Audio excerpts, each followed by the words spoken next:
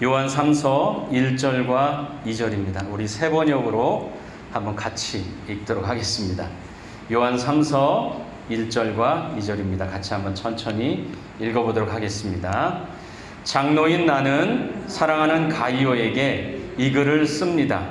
나는 그대를 진정으로 사랑합니다. 사랑하는 이여, 나는 그대의 영혼이 평안함과 같이 그대에게 모든 일이 잘 되고 그대가 건강하기를 빕니다. 아멘. 정신이 없었는데 우리 정수 형제 너무 감사합니다. 예. 우리 말씀 제목 한번 같이 한번 봅니다. 같이 한번 읽어주시면 감사하겠습니다. 같이 읽습니다. 그리스도인이 진심으로 사는 법. 그리스도인이 진심으로 사는 법. 처음 제가 신앙생활을 시작했을 때가 중학교 3학년 때였습니다. 그때 성경은 도대체 무엇일까? 어떤 책일까? 그게 참 궁금했습니다. 그래서 교회에서 선물해준 요만한 그 작은 책이 있지 않습니까? 그 책을 우리가 그래서 오늘 그 책을 화장실에서도 읽고 늘 읽으면서 도대체 성경이 무슨 내용인지 궁금해서 그걸 읽기 시작했습니다. 근데 읽기 시작하면서 성경의 이야기가 어느 때는 신기하기도 했고 어느 때는 위로가 되기도 했습니다. 그리고 어느 때는 확신을 주기도 했습니다. 근데 성경을 읽는데 그 방식이 첫 번째는 단어를 좀 읽는 방식이었던 것 같습니다. 읽다가 어떤 단어가 제 마음에 탁 와닿으면 그 단어가 은혜가 되는 거죠. 우리말로 표현하면. 그래서 단어를 이렇게 색칠하면서 읽었던 것 같습니다. 그렇게 읽다가 은혜가 된 구절을 또 찾아서 읽기 시작했던 것 같습니다. 아마 여러분도 크게 다르지 않을 것 같습니다. 그런데 어느 순간 성경을 읽고 또 성경을 받아들이고 또 제가 목회자가 돼서 설교를 하면서 어느 순간 내가 성경을 너무 파편적으로 알고 있다. 부분 알고 있다라는 생각이 들었습니다. 이 말씀이 저기 끝에 있는 저 말씀과 무슨 상관이 있는 걸까? 그리고 여기에서 이야기하는 것이 성경의 전체 이야기에서 어떤 부분과 어떤 위치를 가지고 있는 것일까? 저는 그런 것들이 감이 잡히질 않았습니다. 성경을 다시 이렇게 떠들쳐 봐도 10독, 20독을 했지만 제가 줄쳐놓은 것은 제가 좋아하는 구절에만 색칠이 되어 있는 성경이었습니다. 그러니까 내가 좋아하는 것만을 읽고 그것을 받아들이면서 그렇게 신앙생활을 했다는 생각이 드는 거예요. 성경 전체를 통틀어서 가장 큰 기준이 뭘까? 우리가 집을 지을 때도 그렇잖아요. 집 겉에를 이렇게 크게 짓지 않습니까? 그러면 그 다음에 방이 그 다음에 들어가지 않습니까? 물론 지을 때는 반대지만 이사할 때는 큰 집이 있고 방이 있고 그 다음에 가구가 들어가고 그 다음에 가구 안에 내용물이 들어가고 그렇게 해야지 차곡차곡 쌓이는 순서가 생기는 거 아닙니까? 그런데 저는 성경을 그냥 막 중구난방으로 그냥 제가 좋아하는 대로 알기 시작했다는 생각이 든 거죠. 성경의 핵심은 무엇일까? 우리의 믿음의 핵심은 어디에서부터 출발하는 걸까? 그 고민에서 하나의 길을 찾게 됐습니다. 그 길은 바로 우리의 이름이었습니다. 우리는 예수교 아닙니까? 그리스도교인들, 기독교인들. 우리는 예수를 믿는 사람들이구나. 예수를 통해서 하나님을 알아가는 사람들이구나. 그분이 가르쳐 주신 최고의 가르침이 뭔가를 찾으면 그러면 내 신앙의 가장 중요한 원리를 알 수 있을 것 같았어요. 그것이 세 계명이라는 것을 알았습니다. 세 계명을 내가 네게 주노니 하나님을 사랑하고 서로 사랑해라. 그게 주님이 우리에게 주신 세 계명입니다. 그리고 요한 1서, 2서, 3서를 함께 보면서 발견하게 된 것이 하나님은 사랑이라. 그렇구나. 바로 예수님이 가르쳐준 그 세 계명 안에 성경의 가장 큰 의미를 우리는 찾고 살아가는 그리스도인이구나 라고 깨닫게 된 거죠. 그래서 깨달은 것이 첫 번째, 성경은 하나님의 진심이다. 우리가 기억해야 될 것, 성경은 하나님의 진심이다. 때로는 이해가 안 되는 구절들도 있고 사건들도 있습니다. 그러나 그것은 인간의 역사와 또한 하나님의 뜻이 뒤범벅되어 있기 때문에 그런 거예요. 거기에서 하나님의 뜻을 찾아가기 시작하면 점점 더 선명해지고, 또 우리가 했던 잘못들, 아니면 우리가 오판했던 것들이 다시 분리되어서 보여지기 시작합니다. 그렇다고 해서 모든 것을 다 우리가 해석할 수 있다는 것은 아니지만 점점 더 선명해지는 거죠. 1절 오늘 말씀을 보면서 더 확신하게 되었습니다. 장로인 나는 사랑하는 가이오에게 이 글을 씁니다. 나는 그대를 진정으로 사랑합니다. 그렇게 말했습니다. 나의 사랑하는 가이오, 나는 그대를 진정으로 사랑합니다. 저는 이 구절을 읽고 가슴이 절절히 뭔가 이렇게 메이는 것도 같고 뭔가가 묻어나는 것 같은 그런 생각이 들었어요. 만약 누군가가 나에게 그렇게 말해준다면, 내가 정말 힘들고 어렵고 외로울 때 나의 사랑하는 아무개, 나는 당신을 진정으로 사랑합니다 라고 이야기해준다면 정말 위로받을 것 같아요. 이 말을 보고 저는 성경은 진심이다, 하나님은 우리에게 진심이다, 그렇게 생각했습니다. 그리고 우리의 삶의 그리고 소통의 방식을 한번 돌아보게 됐습니다. 근데 우리의 소통의 방식은 위로가 아니라 때로는 충격일 때도 있고요, 때로는 불쾌함일 때도 있습니다. 부모하고 자녀하고 얘기할 때 가장 많이 나오는 얘기가, 엄마 아빠하고는 나 이제 얘기 안 할 거야, 답답해, 그런 얘기들을 자녀들에게서 많이 듣죠. 그러니까 우리는 서로가 간절함으로 소통을 원하는데, 그런데 간절한 만큼 소통이 되지 않는다는 겁니다.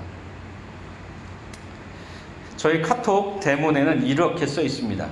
정치적 유튜브 기사 글 절대 사절입니다. 이렇게 써놨습니다. 왜냐하면 저희 지방의 목사님들이 계속 카톡을 이렇게 공유해서 보내는데, 무슨 정치적인 내용이나 특히 또 굉장히 또 정치적인 부분에 열심인 분이 계신데 그분이 계속 위에 올리는 거예요.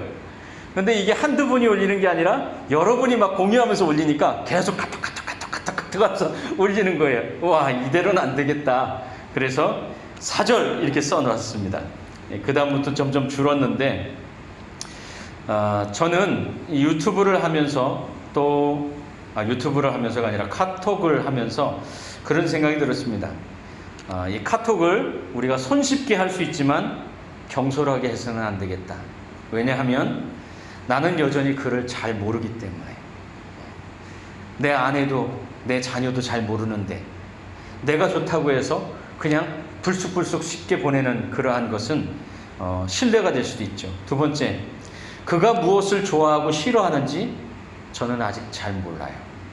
아는 것 같지만 사실은 모른단 말이죠. 세 번째는 그의 생각을 잘 모릅니다. 그가 어떤 생각을 하고 사는지, 그의 생각은 무엇인지 잘 모릅니다. 네 번째, 그가 이야기가 하고 싶은 것, 그가 나와 이야기를 하고 싶은지 그것도 잘 모르겠어요. 때로는 앞에서는 좋아하는 것처럼 하지만 그러나 뒤돌아서면은 너무 힘들어 뭐 이럴 수도 있지 않습니까? 혹시 내가 꼰대가 돼가지고 그럴지도 모르잖아요. 쉽게 우리의 의견이나 무엇인가를 보낼 수 있는 만큼 우리는 더 사려 깊게 살아야 하는 시대를 맞이했다. 저는 그런 생각이 듭니다. 제가 성경은 진심이다, 그리고 요한은 진심으로 이 편지를 썼다라고 느끼게 된 이유는 지난주에 한 목사님이 갑자기 저에게 보내주신 카톡 때문에 그렇습니다. 새벽에 잠깐 얘기를 나눴는데 그 카톡에 동영상을 하나 보내셨어요. 저는 그냥 안부 인사인 줄 알았습니다. 그래서 열어보았더니 탈레반처럼 보이는 사람들이 한 10여 명 넘는 사람들을 무릎을 쳐놓고 총살하는 장면이었습니다. 총살해서 죽어서 앞으로 고꾸라졌는데 그 시신 위에다가 총을 난사를 하는 거예요. 막 다다다다다 쏘면서. 아마 아프간의 참상을 알려주려는 의도였을 거라고 생각을 합니다. 그런데 잠깐 생각을 해보시죠. 그것은 영화가 아니지 않습니까? 우리가 쉽게 보고 재미로 보는 영화가 아니잖아요. 진짜 사람이 죽고 있잖아요. 실제 사람을 살인하는 장면이지 않습니까? 만약에 입장을 바꿔서 내 남편이나 내 아내나 내 자녀가 죽는 장면을 동의 없이 누군가가 카톡에도 올리고 있다고 한번 생각해 보십시오. 여러분 어떻겠습니까? 그것만큼 불쾌하고 분노를 느끼는 일은 없을 겁니다. 그리고 그 충격적인 영상을, 사람이 살해당하는 그 영상을 자막도 모자이크도 없었습니다. 나의 동의도 없이 보낸 것이 얼마나 큰 신뢰이고 또 폭력이 될 수 있고 사려 깊지 못함이 될 수 있는지 우리는 쉽게 생각하지 못해요. 제가 그 영상을 딱 보고 속이 미승미승했습니다. 여러분, 영화에서 보는 거하고 다릅니다. 실제 사람이 죽는 거는요, 속이 미승미승합니다. 우리의 착각은 나의 간절함이나 절박함 혹은 좋아하는 것을 그도 똑같이 절박해하고 간절해하고 좋아할 것이다 라는 착각입니다. 그렇지 않습니다. 그렇지 않습니다. 저는 카톡이나 문자를 받았을 때 공적인 대화와 개인적인 대화를 구분합니다. 그리고 개인적인 대화를 할 때 답장을 하게 되면 단어 하나, 문장 하나 깊이 고민을 해서 보냅니다. 저는 되도록이면 남의 영상이나 글이나 이런 것들을 저는 공유하지 않습니다. 저는 제가 쓴 한 줄의 글을 써서 진심을 담아서 보내기를 좋아합니다. 저는 그게 맞다고 생각을 합니다. 그래야 되지 않는가요? 기독교를 지칭하는 표현들 중에 여러 가지가 있는데 그중 하나가 카톡교라는 게 있습니다. 카톡교.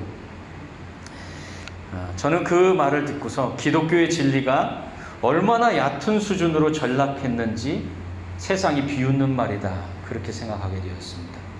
기독교가 어떻게 카톡교가 될 수 있습니까? 기독교는 수천 년의 역사를 가지고 있고요, 학문적인 깊이를 가지고 있고요, 신학을 가지고 있고요, 그리고 어마어마한 고전이 쌓여 있습니다.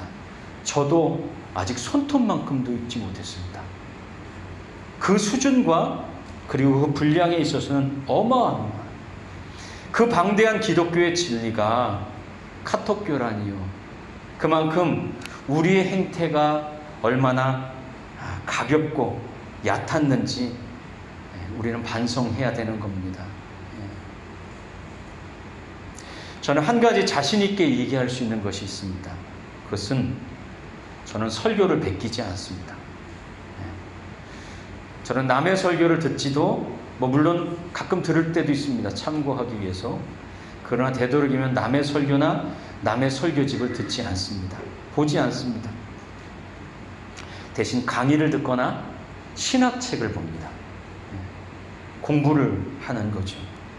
왜 그러냐면 하나님의 말씀을 읽고 나의 진심을 전하고 싶은 거예요. 잠깐의 시간 여러분과 함께해서 설교하는 이 시간, 내가 은혜 받은 말씀, 내게 깨닫게 해주신 그 말씀, 그리고 나에게 진심으로 다가온 그 하나님의 이야기를 여러분에게 진심으로 하고 싶은 거예요. 그래서 안 하는 겁니다. 어떤 건강 세미나 강의를 듣다 보니까 이 목 디스크 얘기를 하다가 이 목이 받는 하중이 18kg이랍니다. 이 머리 이렇게 하는 게 18kg이에요. 되게 무겁죠? 우리가 설교를 들으면서 아니 말씀을 보면서 끄떡끄떡 합니다. 그러면 쌀 한 자루 들고서는 이렇게 끄떡끄떡 하는 겁니다. 굉장히 무거운 거죠. 끄떡임의 무게만큼 우리의 삶의 무게도 있어야 된다 생각합니다. 우리의 삶의 무게가 너무 가벼워서 세상을 향한 손가락질, 카톡교라는 비웃음이 되어서는 안 된다고 생각합니다. 오늘 1절의 말씀처럼 진심을 담은 설교, 말씀, 그리고 삶. 나의 사랑하는 가이오, 나는 그대를 진정으로 사랑합니다. 여러분이 자녀를 진심으로 사랑한다고 이야기하는데 100분짜리 동영상을 공유하고 남의 글을 공유하고 남의 유튜브를 공유하고 그러고선 할 필요가 있나요? 그럴 필요 없잖아요. 그냥 아들아 사랑한다 그 한마디면 충분하잖아요. 그렇죠? 요한 3서를 보며 오늘 우리의 글쓰기와 그리스도인의 소통이 자신의 마음 진심을 전하는 것이 되기를 저는 간절히 바라게 됐습니다. 저는 그의 첫인사를 보면서 그가 진심으로 말한다 느끼게 됐습니다. 저는 그의 첫인사를 보면서 성경은 하나님의 진심이다 라고 확신하게 되었습니다. 하나님은 여러분에게 진심입니다. 진심입니다. 그럼 두 번째, 성경이 하나님의 진심이라면 우리는 어떻게 해야 될까요?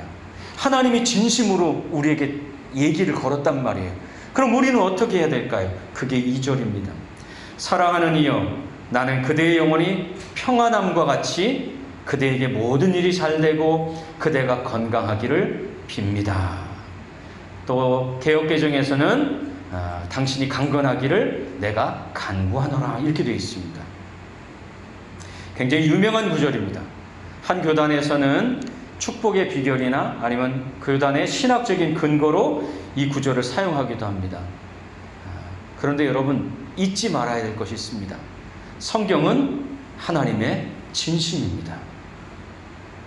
부모가 나는 너를 사랑한다 라고 자녀에게 얘기했어요. 그러면서 네가 잘 됐으면 좋겠고 네가 잘 되고 건강할 수 있도록 부모인 나는 늘 최선을 다할 거야 사랑한다 라고 얘기했다고 한번 해요. 근데 그 자녀가 다른 데 가서 이야기를 하는데 어제 아버지가 나한테 그런 말을 하셨는데 분명히 나한테만 유산을 넘겨주겠다는 뜻인 것 같아 라고 하면서 좋아하고 있다면, 제가 그것을 보았다면 저는 섭섭할 것 같아요. 나는 진심이었는데 아들은 나의 유산에만 관심이 있다. 어떤 비법과 이득과 유익과 또 성공에만 관심이 있다면 저는 서운할 것 같아요. 슬플 것 같아요. 성경은 진심입니까? 아니면 비결입니까? 어떤 요령이나 성공수단입니까? 아니면 진심인가요?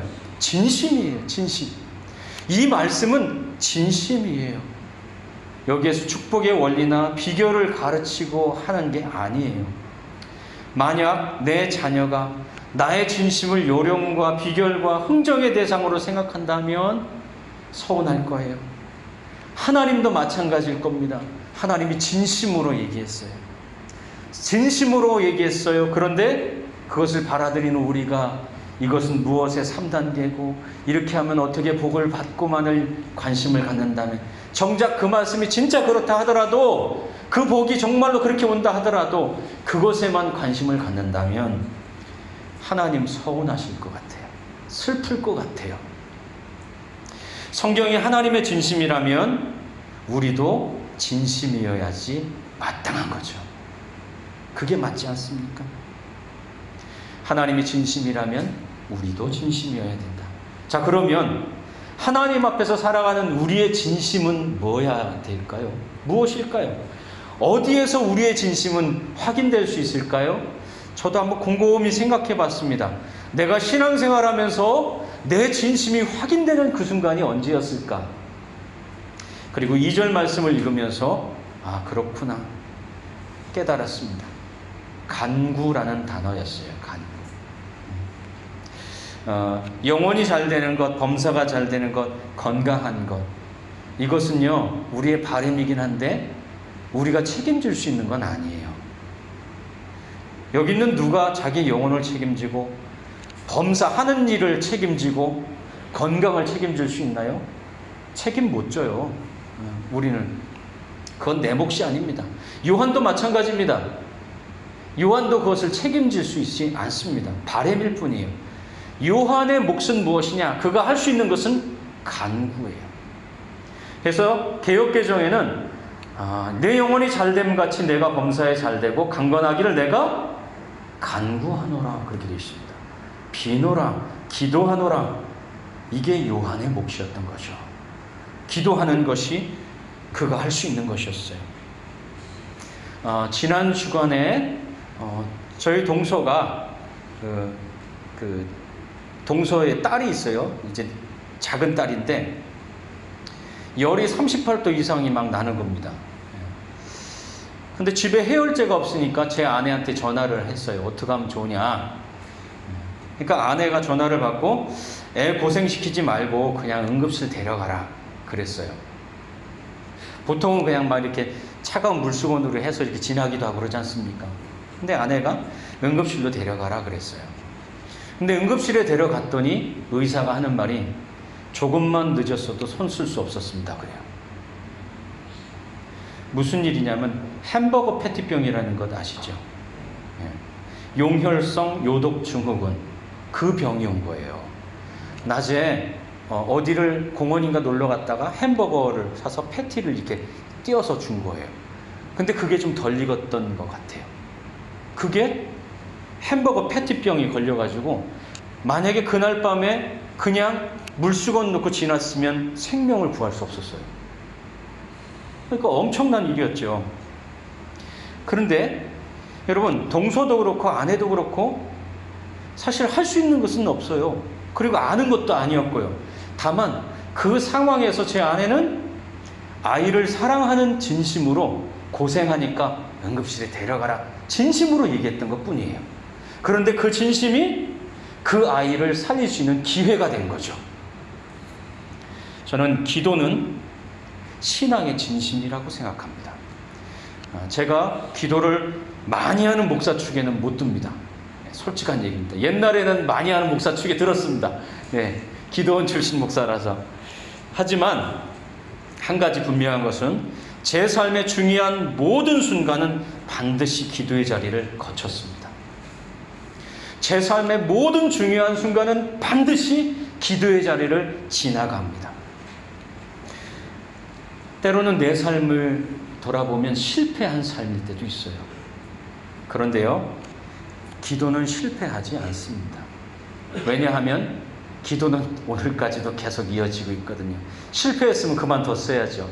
그러나 기도는 계속해서 나를 인도해주고 있습니다. 하나님의 진심 앞에서는 우리의 진심이 무엇일까?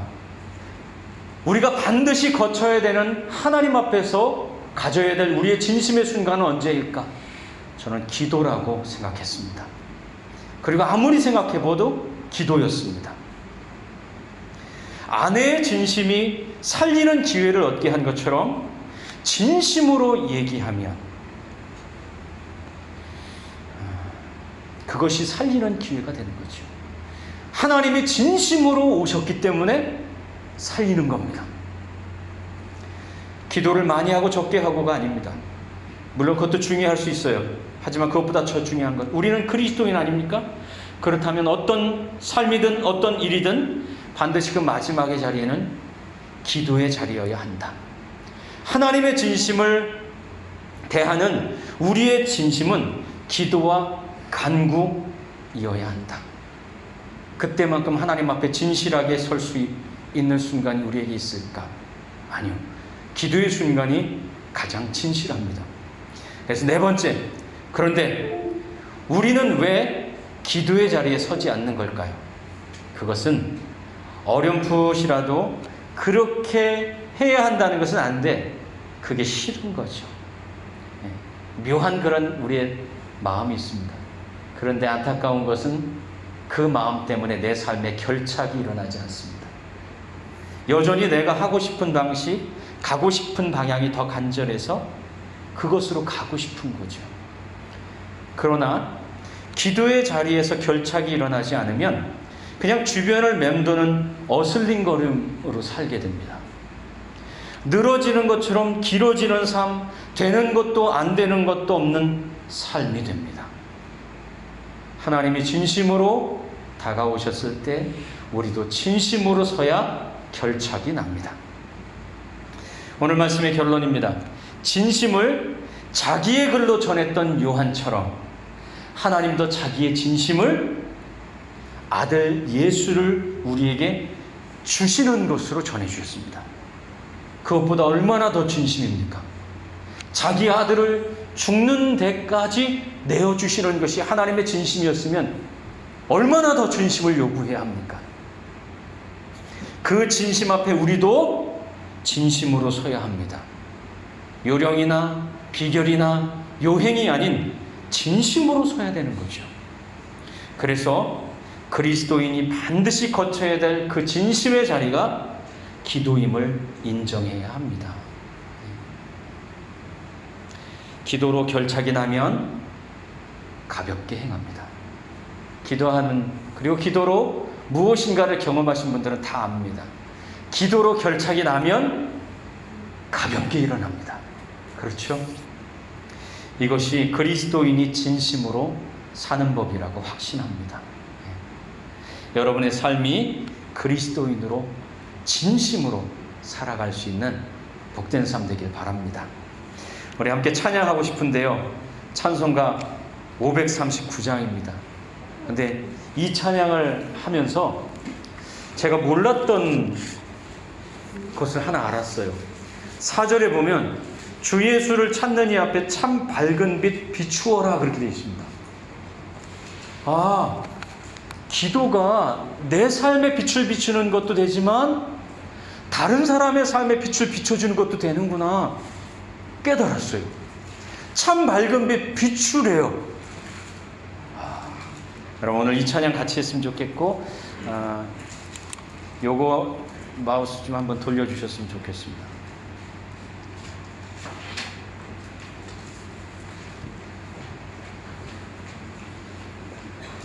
제가 오늘은 기타로 좀 반주를 좀 하고 싶습니다.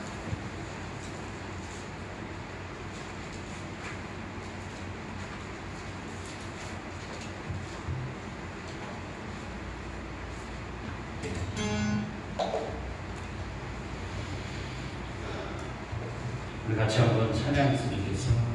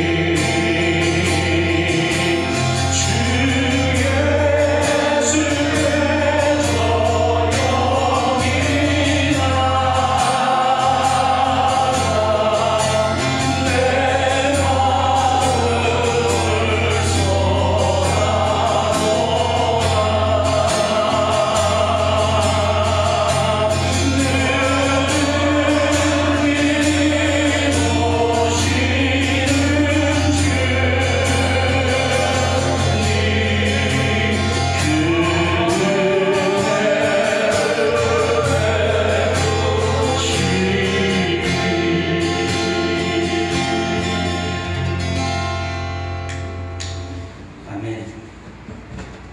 이제는 우리 주 예수 그리스도의 은혜와 하나님의 극진하신 사랑과 성령님 내주교통 충만케 하시는 놀라운 은혜가 참 밝은 빛 비추며 하나님 앞에 진심으로 살기를 결단하고 소망하는 믿음의 사람들 머리 위에 영원토록 함께 하시기를 간절히 축원합니다.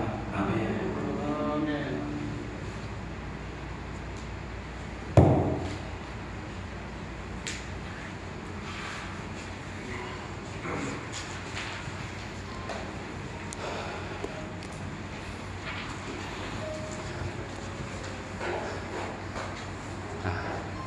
오늘 예배를 무사히 잘 마쳤습니다. 아유, 10년 감수했습니다. 예, 수고들 하셨습니다. 한 주간도 코로나 걸리지 마시고 건강하시고 승리하십시오.